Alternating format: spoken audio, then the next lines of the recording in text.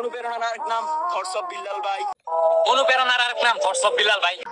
অনুপ্রেরণা আরেক নাম নাকি থটস অফ বিল্লাল ভাই, এটা কোনো কথা? সামনে চলেন দেখেন তার সম্পর্কে পোলাবানে কি বলে। অনুপ্রেরণার আরেক নাম থটস অফ বিল্লাল ভাই। অনুপ্রেরণার আরেক নাম থটস অফ বিল্লাল ভাই। আমরা তারে ভুলি নাই। হইতে গেলে বিল্লাল ভাই, খাইতে গেলে বিল্লাল ভাই, যেদিকে যায় ওদিকে।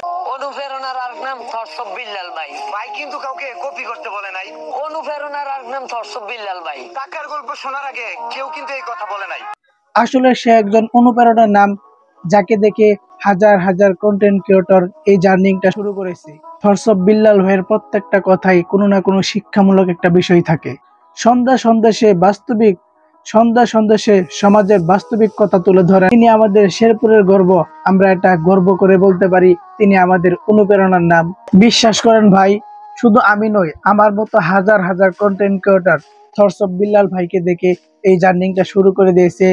এবং কি আমাদের শেরপুরে হাজার হাজার কন্টেন্ট ক্রিয়েটর তাকে দেখে অনুপ্রেরণা পাই।